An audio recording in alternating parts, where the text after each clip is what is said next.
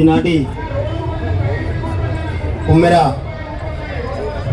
ఘటనపై మరి ప్రభుత్వం చేస్తున్నటువంటి నిర్లక్ష్యానికి, అదేవిధంగా 78 సంవత్సరాలు గడిచిపోయినప్పటికీ మెజారిటీ వర్గాలైనటువంటి బీసీ, ఎస్సీ, ఎస్టీ, మైనార్టీ వర్గాలపై జరుగుతున్నటువంటి అనేక రకాల ఆకృత్యాలను, వాళ్ళ జరుగుతున్నటువంటి అన్యాయాలను దృష్టిలో పెట్టుకొని మరి వాళ్ళ ఏర్పాటు చేసినటువంటి ధర్నా కార్యక్రమ అధ్యక్షులు, బీసీల పక్షాన అనేక సంవత్సరాల నుండి పోరాటం చేస్తున్నటువంటి ఎర్ర సత్యనారాయణ గారికి, అదేవిధంగా గుజ్జ కృష్ణన్న గారికి, మరి 78 సంవత్సరాల తర్వాత బీసీలకు ఒక ఆశాకిరణం మాదిరిగా బీసీల యొక్క రాజ్యాధికారంతోనే ఈ బీసీల యొక్క కష్టాలు, బతుకులలో మార్పులు వస్తాయనేటటువంటి ఆకాంక్షతోనే ఇవాళ మన ముందు నడుపుతున్నటువంటి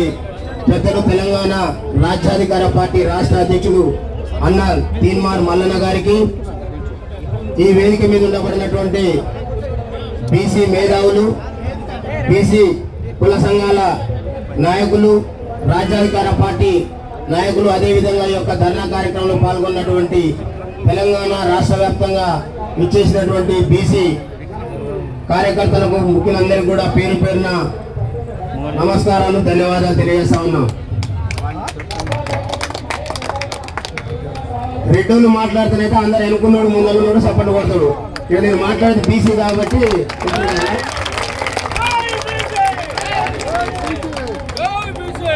ఆయన రెడ్డి అయినా చూసినా లేదని ఎగిరెగిరి దునుక్కుంటా జయ కొడతారు, సపోర్ట్ కొడతారు. మరి మేమేం పాపం చేసినాం?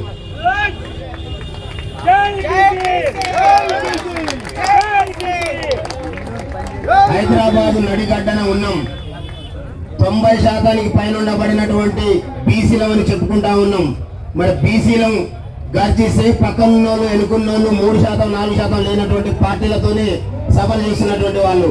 90% ఉండబడినటువంటి ప్రజల గొంతు సౌండ్ ఈ హైదరాబాద్ మొత్తం వినిపించాలి. అందరూ ఒకసారి గట్టిగా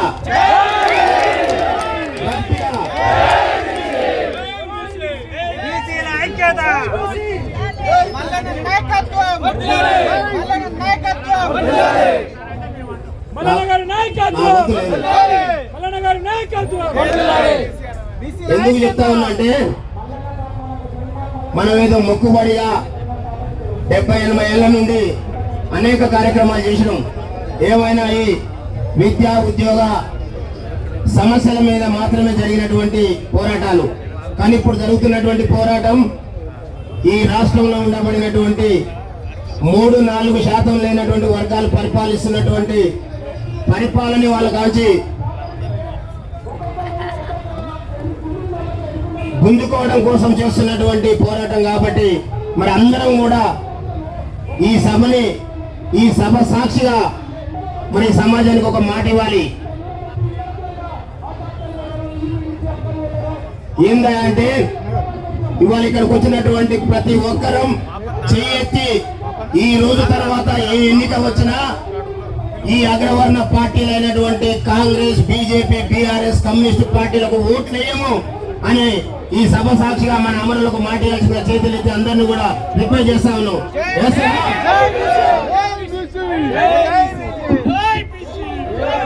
దయచేసి ఇవాళ ఈ రాష్ట్రంలో 90% పైన ఉండబడినటువంటి మన నోటికి పదులు పెడితే ఈ రాష్ట్రంలో ఉండబడినటువంటి పాలక వర్గ పార్టీలన్నీ కూడా ఆ మూసీ నదిలో కొట్టుకుపోవడానికి మరి పెద్ద సమయం కూడా పట్టదనేటటువంటి వాస్తవాన్ని మనం గ్రహించాల్సిందిగా మీ అందరూ కూడా విజ్ఞప్తి చేస్తా ఉన్న సోదరులారా.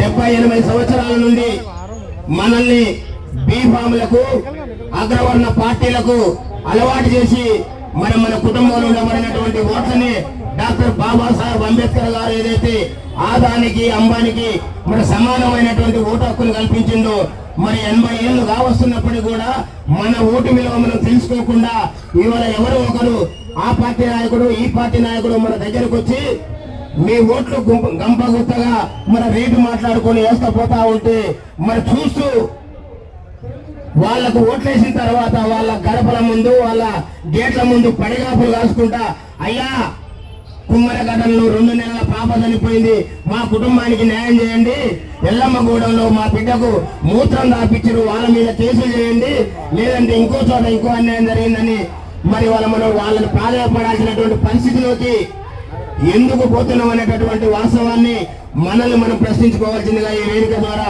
ఇక్కడ ఉన్నటువంటి మన వర్గాలందరినీ కూడా విజ్ఞప్తి చేస్తా ఉన్న సోదరులారా. ఇవాళ ఏ గ్రామానికి పోయినా, ఏ పట్టణానికి పోయినా, ఏ వార్డుకు పోయినా మన రెడ్లయి ఎలమలై అన్ని కలిపితే కూడా 10%, 5% ఓట్లు ఉండవు. మరి అక్కడ ఉండబడినటువంటి బీసీ, ఎస్సీ, ఎస్టీ, మైనార్టీలో కలుపుకుంటే 90% తక్కువ ఉన్నటువంటి వార్డు ఎక్కడ కూడా ఉండదు. అయినప్పటికీ 78 సంవత్సరాల నుండి వాళ్ళని మాకు బీఫామ్ కావాలి, ఇవ్వకపోతే మీ పార్టీలతోనే మేము ప్రయాణం చేయమనేటటువంటి ధైర్యాన్ని కూడా ప్రదర్శించలేనటువంటి స్థితిలో మన వర్గాలు ఉన్నాయంటే ఒక్కసారి ఆలోచన చేయాల్సిందిగా విజ్ఞప్తి చేస్తా ఉన్నా. ఇవాళ తీన్మార్ మల్లన్న రూపంలో ఈ 90% ఉండబడినటువంటి బీసీ, ఎస్సీ, ఎస్టీ, మైనార్టీల పక్షాన మాకు రావాల్సింది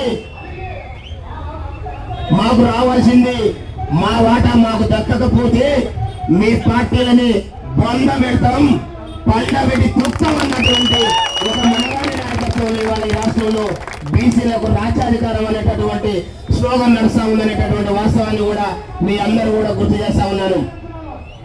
అందుకనే సోదరులారా, ఇవాళ తెలంగాణ రాష్ట్రం వస్తే మన బతుకులు మారుతాయనేటటువంటి ఆలోచనతోని సబ్బండ వర్గాలు సకల జనుల సమ్మెలతోని మన జాతుల్ని చైతన్యం చేసి ఇవాళ తెలంగాణ రాష్ట్రాన్ని తీసుకొచ్చి ఆ ధర చేతిలో పెడితే ఈ రాష్ట్రాన్ని ధనిక రాష్ట్రాన్ని కాస్త దరిద్ర రాష్ట్రంగా మార్చినటువంటి సమయంలో మరి ఇక్కడ ఉండబడినటువంటి మన బీసీ, ఎస్సీ, ఎస్టీ, మైనార్టీ మేధావి లోకమంతా ఆలోచన చేసి ఈ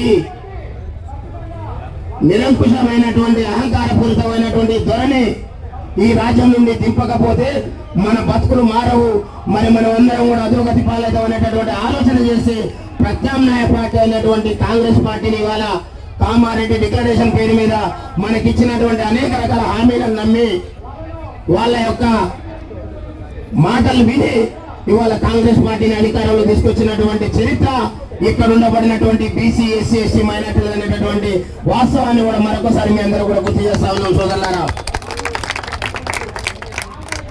ఇవాళ నాయకుడు ఏదైతే మనకు చేసిన అన్యాయం మీద మరి ఈ ప్రభుత్వం తీసుకొచ్చినామో మరి వాళ్ళ ఈ ప్రభుత్వం చేస్తున్నటువంటి వైఖరి కూడా మన కళ్ళకు కట్టినట్టుగా వాళ్ళు చూస్తా ఉన్నాం. ఈ రాష్ట్రంలో తెలంగాణ రాష్ట్రం ఏర్పాటయ్యే సమయంలో మన ఆర్టిఫిషియల్ ఇంటెలిజెన్స్ లేనటువంటి పరిస్థితి, ఈ సోషల్ మీడియా ఇంకా గొప్పగా చైతన్యమైనటువంటి పరిస్థితి లేదు. అయినప్పటికీ మన వర్గాలని చైతన్యం చేసుకొని రాష్ట్రాన్ని తెచ్చుకున్నాం. ఇవాళ మెయిన్ మీడియా ఎక్కడ కూడా మెజార్టీ ప్రజలమైనటువంటి మన గురించి, మన సమస్య గురించి ఏ ఒక్క రోజు కూడా ఏ పేపర్లో కానీ ఏ టీవీలో కానీ చూపించినటువంటి పరిస్థితులు లేవు. అయినప్పటికీ వాళ్ళ మన చేతులు ఉన్నటువంటి సోషల్ మీడియాని అడ్డం పెట్టుకొని ఆ సోషల్ మీడియా ద్వారా జరుగుతున్నటువంటి అన్యాయాల మీద గొంతెత్తి ఇవాళ మనం ఈ రాష్ట్రంలో ప్రజలందరూ కూడా చైతన్యం చేస్తా ఉన్నాం. అందుకనే సోదరులారా, సోషల్ మీడియానే కాదు మన గొంతు కూడా ఒక మీడియా కావాలి. ఇవాళ ఏ సభ పెట్టినా పెద్ద ఎత్తున బీసీలందరూ కూడా పాల్గొంటా ఉన్నారు. కానీ ఆ సభ నుండి బయటికి వెళ్ళిన తర్వాత మన గొంతులకు పదును పెట్టాల్సినటువంటి పరిస్థితిని మనం ఆలోచన చేయాల్సినటువంటి అవసరం ఉందనేటటువంటి వాస్తవాన్ని కూడా మీ అందరూ కూడా గుర్తు చేస్తా ఉన్నాం.